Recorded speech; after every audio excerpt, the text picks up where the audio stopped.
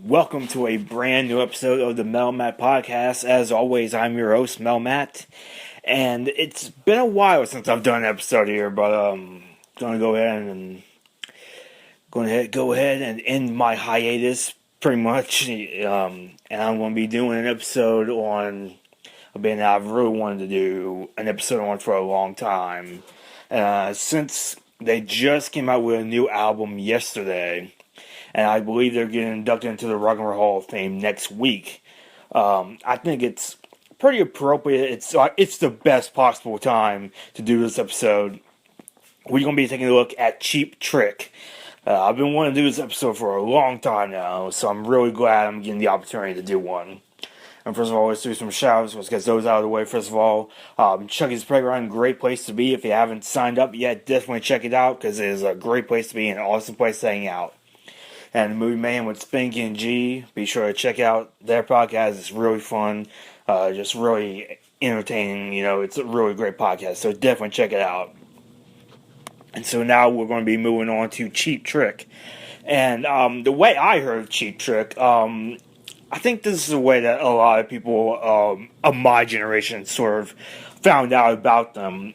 I think for those that don't know, and some of you do know, because I did do an episode on this once.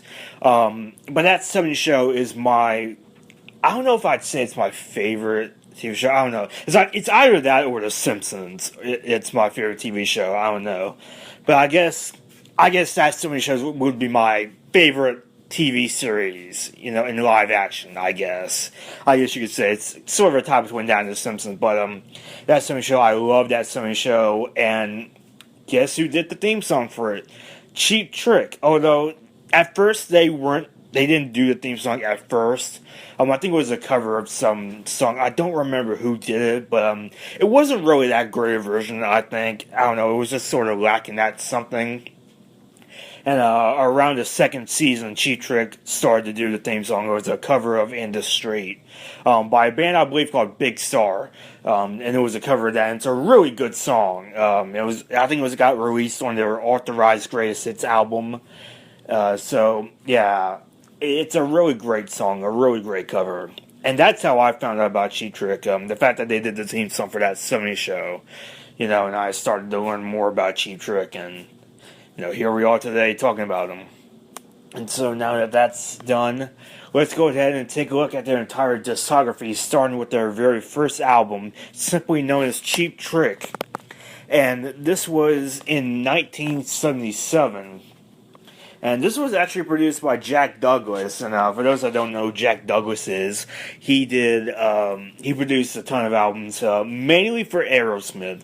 He produced Get Your Wings, Toys in the Attic, Rocks, like the really big ones in the 70s. And, and this album, it really does have that kind of Aerosmith's rawness to it. It does sort of have like a bite to it, And, I do think that this is a really good album. I don't know if it would be the first Cheap Trick album, a new fan would listen to. Like, I would probably recommend one of the more later albums, because this isn't really what Cheap Trick normally sounds like, really. Like, this album, it really is just like a raw rock and roll band, It's not like, it's not like the power pop that would define them, It's, this is early Cheap Trick, but it's still pretty interesting to listen to.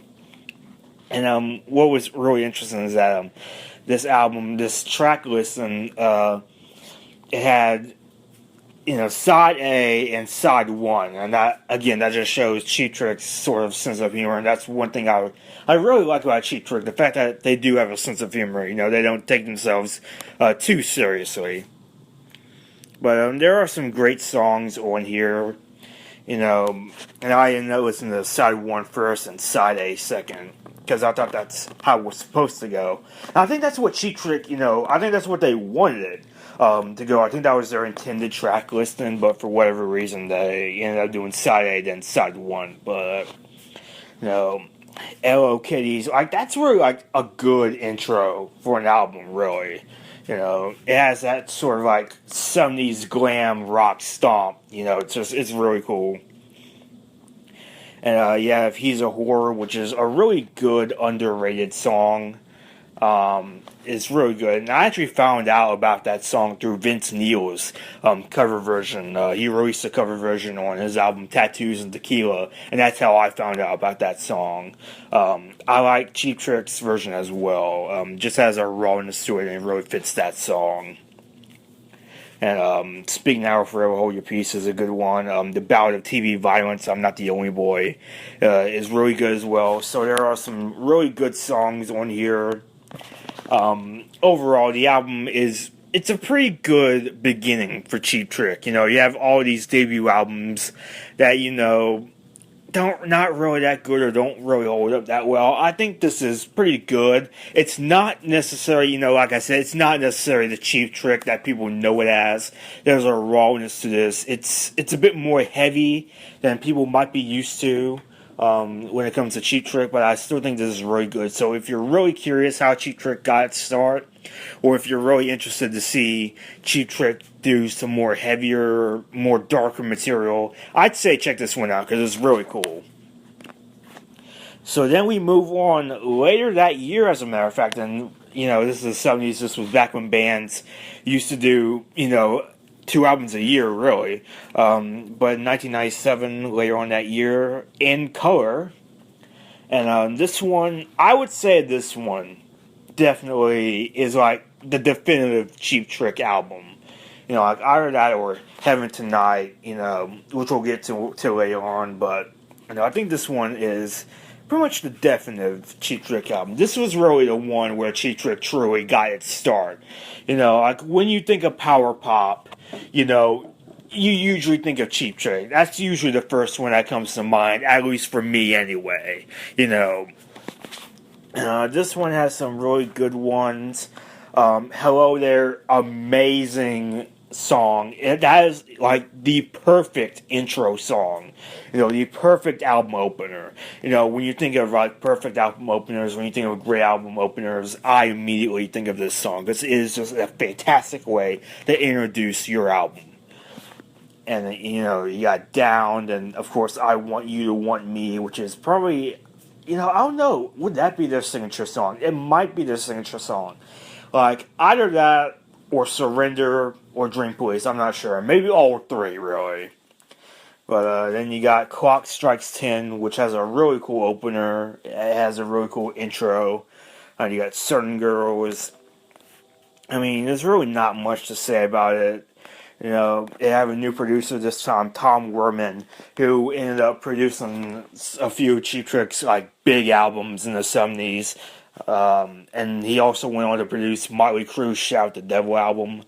And I know a lot of people sort of like to criticize his production a little bit because sometimes it can be a bit overproduced. With this album, I don't really get that feeling. Like at times it can seem a bit overproduced, but for the most part, I think it really fits what they were going for here. And I think Cheap Trick themselves, actually weren't really that thrilled with the production, and they actually ended up re-recording the album. I think like years later they ended up re-recording the album, the way that they wanted it to sound. But it's never been released as of this episode. I'm not sure if they're going to release it. I'm not even sure if they're even going to release it. I think Rick Nielsen has said that it's going to be released in the future. I'm not sure when it's going to happen. If they do, I could easily see them doing it next year because it's going to be like the 40th anniversary of the album. So I could very well see them doing it next year. And I've heard, I think some tracks have leaked online. I know that they used the re-recorded version of Hello There for Rock Band 2. And that's a really good version. So I'm really interested to hear what they re-recorded. I think it could very well be an interesting sound.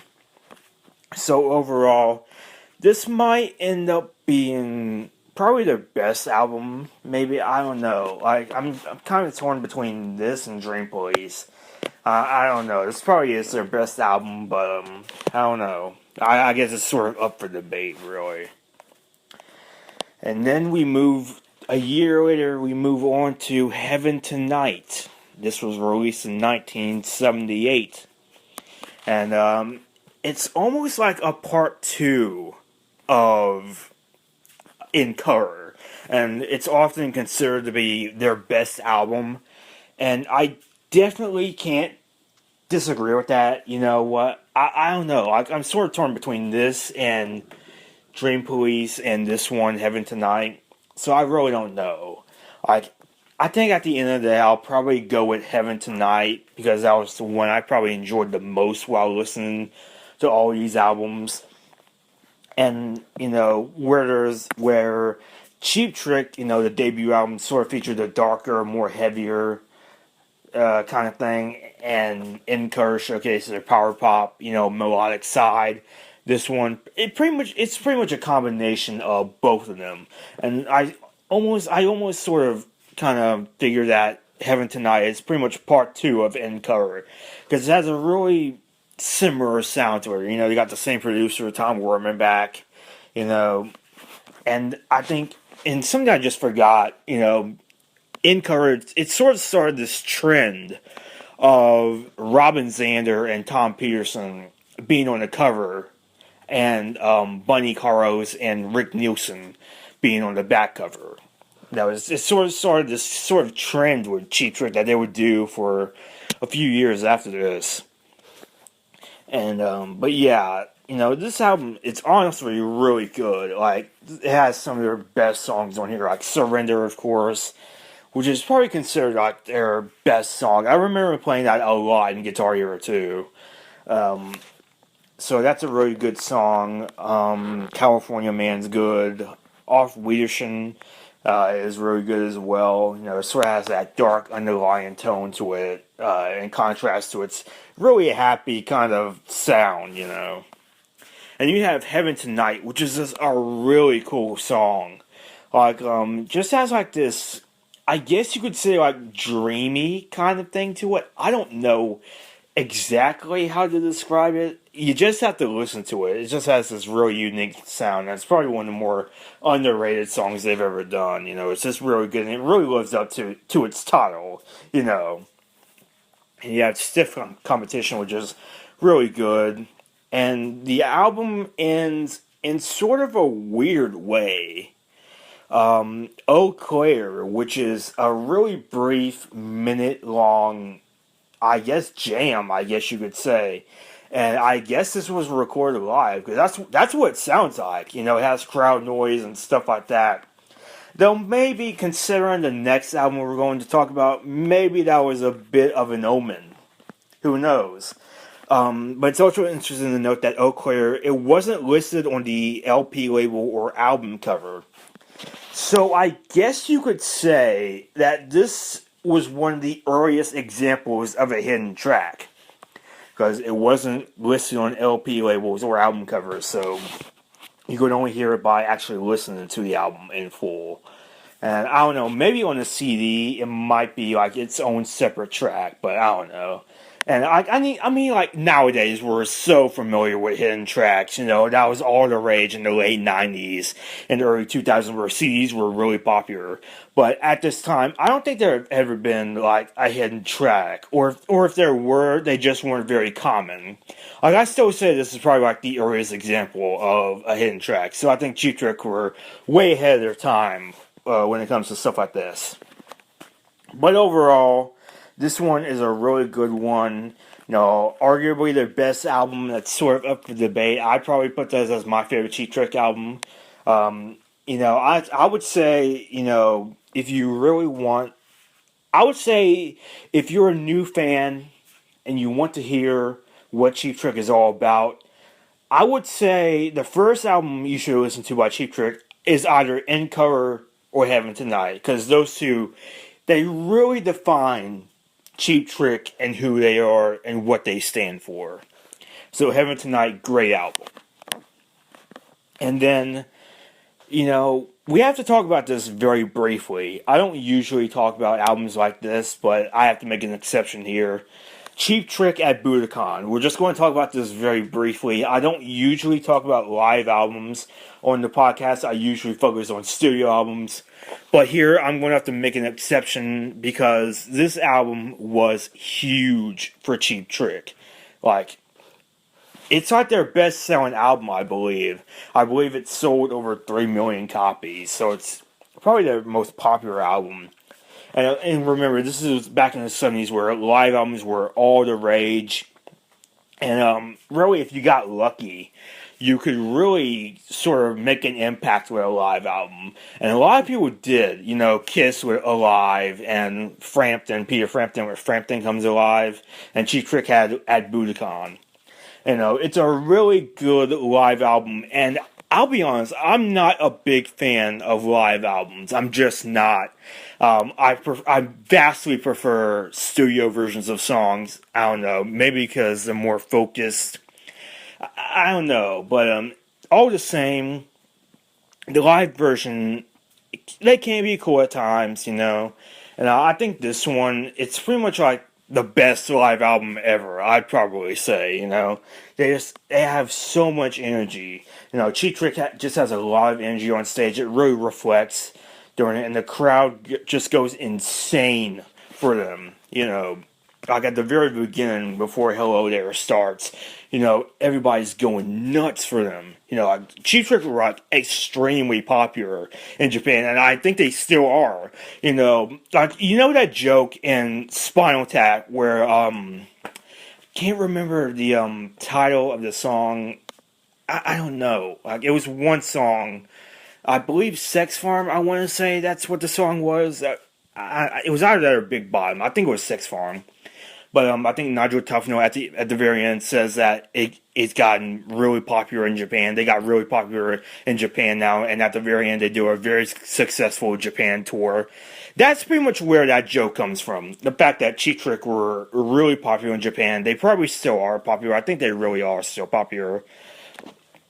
You know, just, it's pretty much a live album staple. You know, and they have like a few new songs here that at the time were unreleased. Like, I think Lookout was new, and Need Your Love was also new, though that would end up getting a proper studio version on the next album.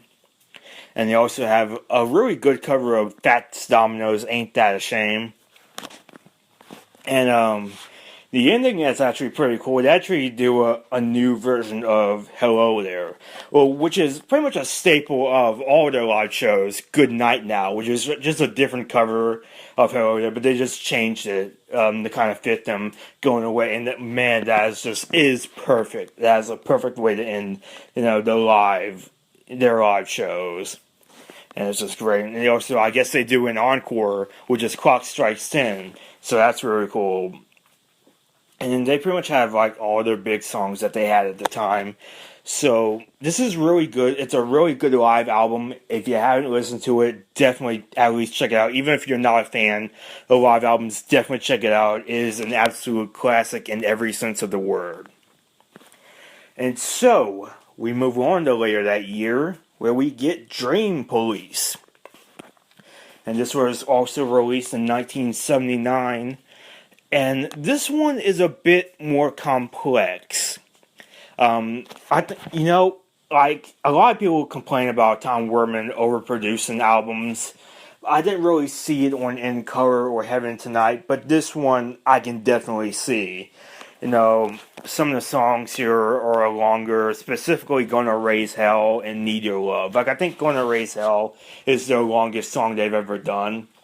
But that's also my favorite Cheap Trick song, actually. You know, I really like it, but I can't deny that it does have a bit of an overproduced vibe to it, and really the whole album does.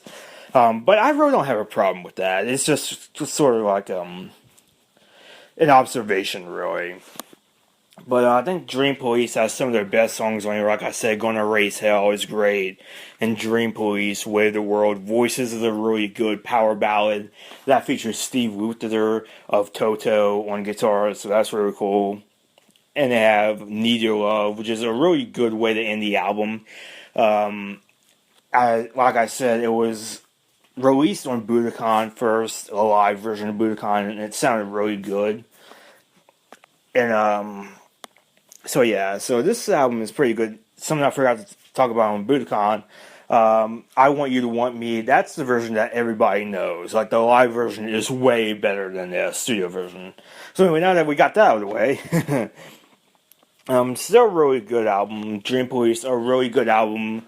Not much to say here. Sometimes they can get a bit overproduced at times, but I think it's sort of shows how Cheap Trick was sort of like maturing their sound and evolving to do new things, and that would just kind of they would just sort of move on to do more of that stuff on the next album. And speaking of the next album, we get All Shook Up, and this was released in 1980.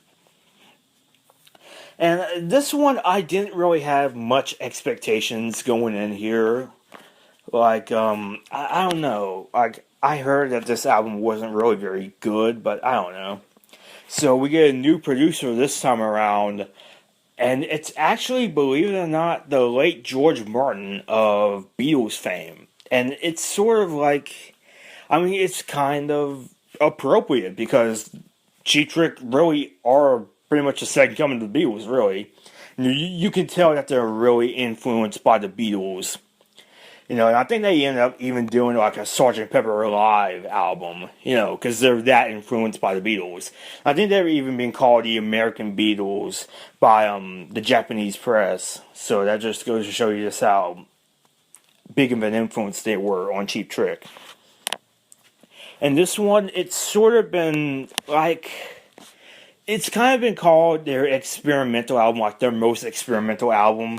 And I can't really deny that. There's a lot of strange but interesting stuff on here as well. Just Got Back is a short, good song. Yeah, you might have heard it in Grown Ups. High Priest of Rhythmic Noise. That's a really cool one as well because it just has like this like robotic voice. And it's just a really interesting song. And Who the King is pretty good as well. And that's the one that actually ends the album, really. And that's a really good one, too. And I Love You, Honey, but I Hate Your Friends. That's a kind of a funny song. And it's a pretty good one as well. And Go for the Throat, Use Your Own Imagination, Baby Loves to Rock, Can't Stop It, But I'm Going to Try, World's Greatest Lover. You know, that's actually a lot of good songs on here. I think this one is actually kind of underrated, really. Just a really cool album. Who the King, and forgot to talk about Who the King. Who the King is a really interesting one. It's like this jungle tribe kind of song. I don't know quite how to describe it.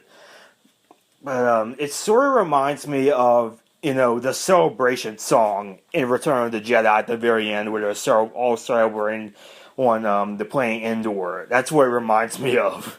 But, so yeah, that's a really interesting song, too. So overall, All Shook Up, a really interesting album, very experimental.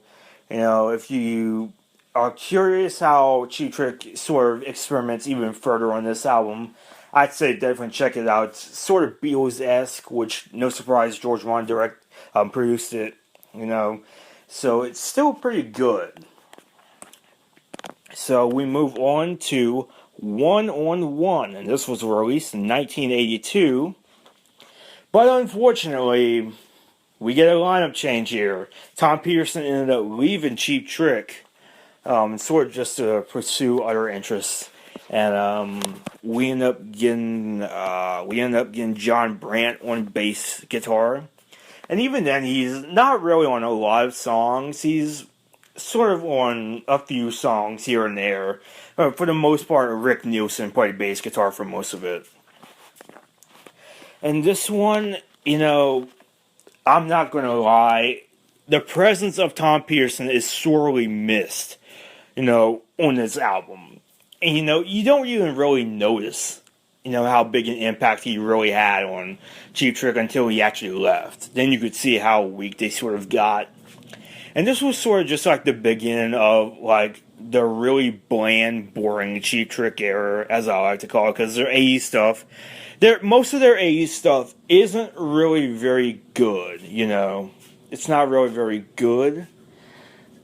Yeah, I guess it's not horrible either. It's just kind of forgettable, really. With this album, I can't help but notice that there's a bit of a new wave kind of vibe to it, and that can be pretty cool at times, But it can also kind of feel weird as well. But there are some cool songs on here. Like "If You Want My Love," even though that's a very pop song, it's still really cool. And you got "She's Tight," which is good. Other than that, there's not really a ton of great songs here. Like you got a couple of songs here and there which are decent, but other than that, not really the best Cheap Trick album. It's definitely a step below what they've been doing, and unfortunately, this is going to be kind of a trend that continues for on and on throughout the rest of the '80s. And then we get Next Position, Please. And this was released in 1983. And I have to be honest, I think this might be their worst album. Like, I don't know. Like, I'm sort of torn between this one and another album that we'll get to in just a moment. But, I'm not a huge fan of this album. Like, I think it's a bit too commercial for my taste, and it's just not that memorable. I don't really remember that much about it. The songs aren't really very good, honestly. Like, I remember a bit of Dancing the Night Away, and a bit of I Can't Take It, 3D. But other than that, I don't remember too much about it. It's not really that good. It was also produced by Todd Rundgren, who was a pop artist in his own right, so his influence kind of slips into this album. And I don't know, I'm really not a fan about it. I don't have too much to say about it. It just plays it a bit too safe for its own good. So, I don't know, this might be my least favorite Cheap Trick album, but I don't know. And then we get Standing on the Edge, and this is 1985. This was released in 1985, and Jack Douglas, who produced their debut album, comes back for this. This was an improvement on Next Position, Please. I actually thought this was pretty good. It definitely tries to go back to that sort of edgier rock style that they had on that first album. It doesn't quite work though, because there's a bit too much going on here. I don't know, like there's a bit too much electronic stuff going on here. Like there's more electronic drums here than they had intended. And it's just not Cheap Trick, but really that's the only complaint I have. It's good, I guess. I don't know if it's very memorable necessarily, but it's a fine rock album. It's decent. Not too much to say about this one either. Just, it's okay. And then we get The Doctor. And this is from 1986. And this is often considered to be Cheap Trick's worst album. And I can't really argue with that. I really can't. It's really not that good. It's pretty bad. There's not much to it. I don't know. I just never really liked it very much. I don't know. Like, either this or Next Position Please might be the worst one. I'm sort of leaning towards Next Position Please as the worst one, because while The Doctor is bad, it's at least interestingly bad, Like, there's more electronic kind of music going on here. And I don't know, just, it's not that good, but at least it's interesting to listen to, I guess. Whereas Next Position Please, there wasn't really anything memorable about it. Like, It's Up to You, I remember fine, a review, Mirror Romance, and the title track, Kiss Me Red. Like, I can, those are okay. Like, I'm not a huge fan of this album, But I don't think it's as horrible as everyone makes it out to be. I think there's worse Cheap Trick albums out there. But at the same time, I can definitely agree that it's not one of their better ones. So, out of all the Cheap Tricks albums, I definitely don't recommend this or Next Position Please. Those are by far the worst Cheap Trick albums. And then we get Lap of Luxury, and this was released in 1988. And this featured Tom Peterson finally returning to the band after a long absence, about 8-year-long absence to be exact. And, this one I really wanted to like, and I kind of do. I do kind of like this album. It's not that great, to be honest. I don't know. I don't remember too much about this album. They were sort of going that late 80s kind of arena rock stuff, it's sort of generic in that sense. I could easily see, Bon Jovi, doing an album like this. That, a really big hit with The Flame, which is, a big power ballad there. And I think that might be, their most successful single they ever did. Their most successful song, technically. But I'm not really a fan of that song. I don't know. I just wasn't. And they have a really good cover of Elvis Presley's Don't Be Cruel. They had Ghost Town, which is a pretty decent ballad. I think it's a better ballad than The Flame, really. And All Wound Up is pretty good. And Space, No Mercy, Let Go. Those are pretty decent too. So overall, it's a decent album. It's not horrible by any means. It's certainly better than The Doctor. I'd say that. There's not really too much to it, though. It's basically your average late 80s rock album. No better or worse than all the others, And then we get Busted. And this is from 1990. And you know what? I actually do think that this is better than Lap of Luxury. I at least remember more stuff from this than a Lap of Luxury. And you could see that they were trying to sort of make another album that sort of capitalize on The Flame. And at times it can appear that way, but I actually do like this one. I think it has enough stuff. I think it has enough rock to keep your interest. And that was actually something I thought Lap of Luxury was sort of lacking. And the first track, Back in Blue, is pretty good. Can't Stop Falling Into Love is pretty good as well. I think when they don't have outside songwriters, I think that they're pretty good. And I think The Flame had outside songwriters. A couple of songs on here have outside songwriters. But, this album is good. Walk Away has additional vocals by Chrissy Hynde of the Pretenders, and that's pretty good. So overall, Busted, it's a pretty solid album. It's definitely better than what they have been doing. It's definitely an improvement. Probably their best album, since All Shook Up, maybe. But it's not a great album, but it's at least solid. And so then we get Woke Up With a Monster. And this was released in 1994, so grunge has now pretty much taken the music scene hostage, really. And Cheap Trick, they did have to change with the times, and this is a very grunge, alternative-esque album. The band pretty much changed their entire persona here. Robin Sanders' vocals were a bit deeper, they're more, I don't know, they're a bit more raw here.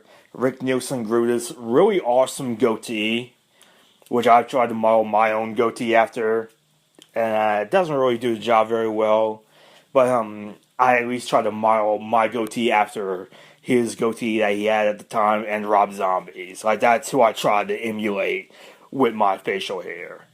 But yeah. So Woke Up with a Monster, yeah, it's very grungy, alternative. It's a very different album from what they've been doing. And I actually think this is a much better album. I take back what I said about Busted being the best album since All Shook Up. I would say this is the best album since All Shook Up. I really like this album. I really think this is so underrated. Like, it is definitely different from what they had been doing. But I do think that this is good. They have an edgier sound that they really needed for a long time now. And it's more memorable than any of the past several albums, really. Like, Woke Up With a Monster is a really good one. Never Run Out of Love is a good power ballad. Ride the Pony, Girlfriends, Let Her Go, Cry Baby, which is really cool. So it's just a really cool album, really. It definitely has much of an edgier sound than the past several albums, and I think that risk really pays off. This was in the midst of grunge, and a lot of rock bands were sort of dying out because of it. But I think Cheap Trick really did put out a really good album with this one. So if you like stuff like, say, the first album, or even if you like sort of like the edgier stuff on Heaven Tonight, I would say check this one out, because it does keep that edge to it. And then we get to Cheap Trick, released in 1997. And yeah, they released another self-titled album. Yeah, I don't think there's many bands that have released two self-titled albums. I think Cheap Trick are the only ones that have done that. And it can get a bit confusing. I generally refer to it as simply Cheap Trick 97, just to kind of differentiate it from the first one. And this one, much like Woke Up With a Monster, is actually still pretty good. I actually do really like this album. I think it's underrated. It has a bit, I would say it sort of retains that alternative sound that they had when Woke Up With a Monster. But at the same time, I also think they sort of matured their sound just a little bit. There's a bit more mellow songs here, but they don't go like completely soft or anything like that. I do think they still are able to keep a bit of an edge to it, and this is just really good, a really good album. The first song, Anytime, which is really good. Carnival Game is cool. You Let a Lot of People Down is good. Yeah is good. Say Goodbye is really cool. It All Comes Back to You is pretty cool. So just a really good album, just full of straight ahead rock, but a bit more mature than what they've been doing. It just has sort of an evolved sound, I guess is the best way to describe it. So if you kind of like Woke Up With a Monster, but if you want it to be if you want them to kind of go back to their power pop origins, I would say definitely check this one out, because I do think that this is pretty underrated and pretty good.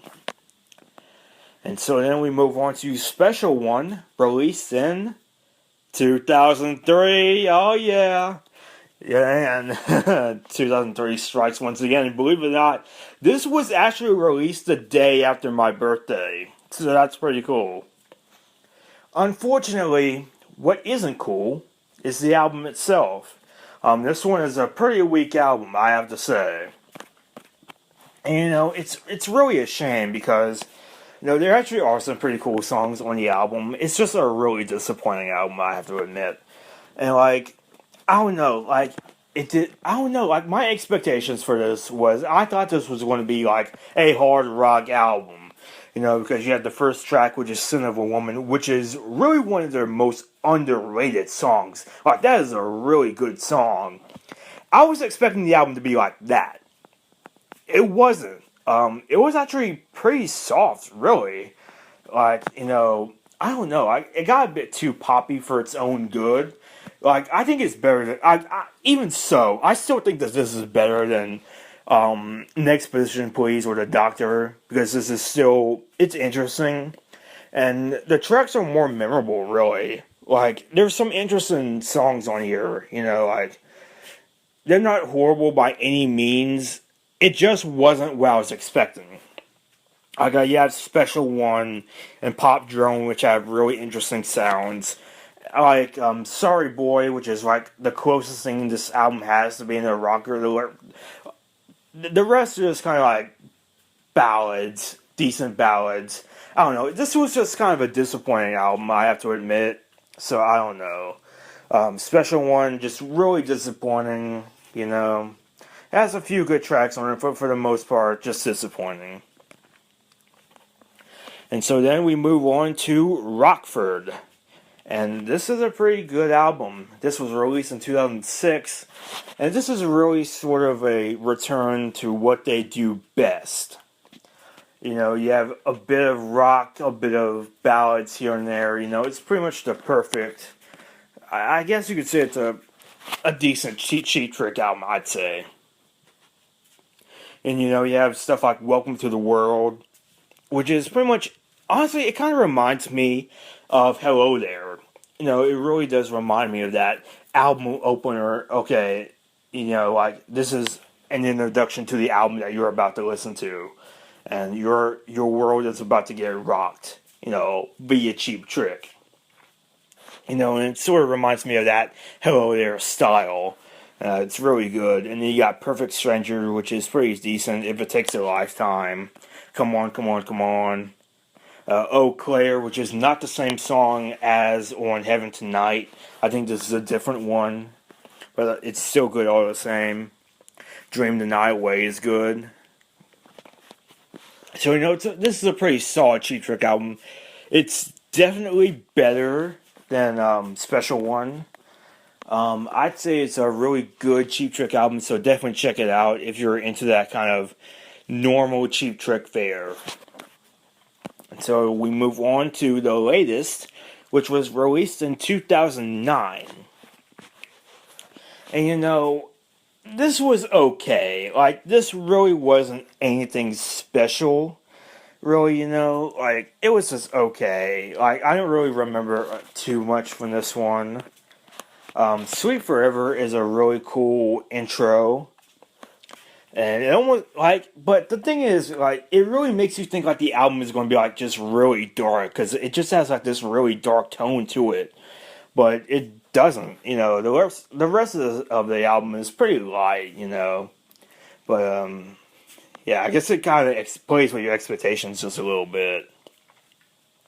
And you have When the Lights Are Out, which is a pretty decent cover of a Slade song. And you got Miss Tomorrow, Sick Man of Europe, California Girl, and Closer to the Ballad of Bert and Linda. But other than that, other than those songs, you're not really missing too much if you miss out on this album. It's okay, not too much to say about this one. It's just kind of forgettable, really. So we move on to the new album that was just released yesterday, Bang Zoom Crazy Hello. And, I have to admit, I haven't heard the whole album yet, so I can't really judge too much. Like, I've heard a few songs off here, but I can't really find it anywhere. Like, I usually listen to the new albums that get released on Spotify or YouTube or somewhere like that. But like on Spotify, they don't have it on Spotify. I don't know why. They just don't. So, I was able to hear a few songs on YouTube. And from what I've heard, it's pretty good. And I've heard the samples off of iTunes, and they all sound really good. So, hopefully soon I'll be able to listen to the entire album and be able to get a proper judgment on here. The first single that was released, No Direction Home, I wasn't really too big a fan of it. It was sort of just like middle of the road kind of stuff. But then I heard When I Wake Up Tomorrow, and I really like that song. I really do. It's, it's very Bowie-esque, really. It's just a really cool sounding song. And then you have a song like Sing My Blues Away. And I really like the chorus of that. I think that is really good, really catchy. So, I can't really judge the entire album necessarily, but what I can judge is those particular songs, and I do think that they are really good. So hopefully I'll be able to listen to the entire album. But from what I've heard, it's pretty good so far. So hopefully I'll be able to listen to the entire album soon. So that is all for this Cheap Trick episode of the Melmac Podcast. Overall, Cheap Trick is a really good power pop band. I definitely recommend them. Really good band. So I would definitely recommend them. They're pretty good. That is all for the Melmac Podcast, and I will see you all next time.